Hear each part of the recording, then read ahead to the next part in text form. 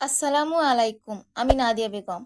আজ আমি তোমাদের এমন একটা গল্প শোনাবো যে গল্প শুনলে তোমাদের হৃদয় গহীন অন্ধকারও আলোকিত হয়ে যাবে।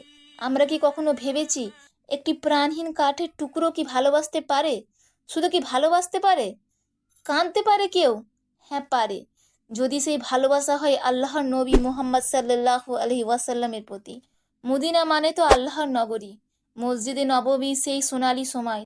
তখনও কোনো উঁচু মিম্বর ছিল না। আমাদের প্রিয় নবী মুহাম্মদ সাল্লাল্লাহু আলাইহি ওয়াসাল্লাম সাহাবাদের উদ্দেশ্যে খুতবা দিতেন আর হেলান দিয়ে দাঁড়াতেন একটি খেজুর গাছের শুকনো কাণ্ডে। একটি সাধারণ কাঠ, কিন্তু সে ছিল সৌভাগ্যবান। প্রতিদিন প্রতি মুহূর্তে তার গায়ে লেগে থাকতো রহমতুল্লিল আলামিনের পবিত্র স্পর্শ। সময় যেতে লাগলো। সাহাবায়ে কেরামের মনে হলো এত বিশাল মসজিদে সবাই যেন নবীজিকে দেখতে পায় এবং তার আওয়াজ স্পষ্ট শুনতে পায়। তাই তারা একটি 3 ধাপের কাঠে মিম্বর বানিয়ে ফেললেন। এক জুমার দিন নবী করিম সাল্লাল্লাহু আলাইহি ওয়াসাল্লাম সেই নতুন মিম্বরে গিয়ে দাঁড়ালেন, সেই পুরনো খেজুরের গুঁড়িটিকে একা ফেলে রেখে। এরপর যা ঘটল তা দেখে গোটা মসজিদ থমকে গেল। হঠাৎ মসজিদের এক কোণ থেকে ভেসে আসলো করুণ এক ক্রন্দনের ধ্বনি। উটের মতো নয়, ছোট শিশুর মতো মৃদু নয়, এ ছিল এক অদ্ভুত হৃদয় বিদারক আর্তনাদ। সাহাবারা চারিদিকে তাকিয়ে দেখলেন সে শুকনো কাঠের গুঁড়িটি কাঁপছে আর কাঁদছে ফেটে পড়ার মতো করে, যেন একজন মা তার হারানো সন্তানের জন্য কাঁদে। তেমনি করে কাঁদছিল সেই কাঠখণ্ডটি। গাছের কান্নায় গোটা মসজিদ মুখরিত। নবীজি সাল্লাল্লাহু আলাইহি ওয়াসাল্লাম তখন মিম্বর থেকে নিচে নেমে এলেন। তিনি হেঁটে গেলেন সেই কান্নারত কাঠের কাছে। তারপর তিনি তার শক্ত শুষ্ক গায়ে নিজের মেহেন্দি লাগানো দয়ালু হাত বুলিয়ে দিলেন। পরম মমতায় তাকে জড়িয়ে ধরলেন, যেমন মা তার কান্না করা সন্তানকে বুকে চেপে ধরেন। এবং সাথে সাথে মুহূর্তের মধ্যে থেমে গেল সেই কান্না।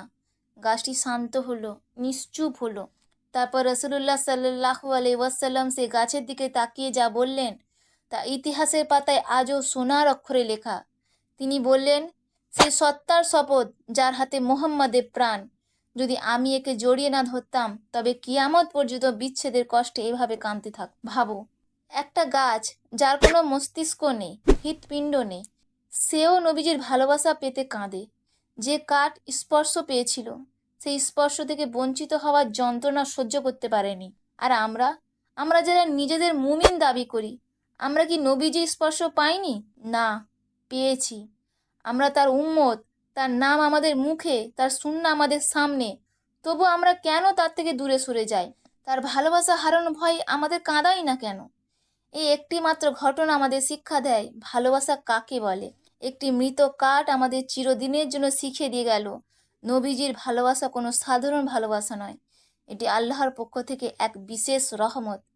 আজকের এই গল্প যদি তোমার ভালো লেগে থাকে তবে বন্ধুদের সাথে শেয়ার করো।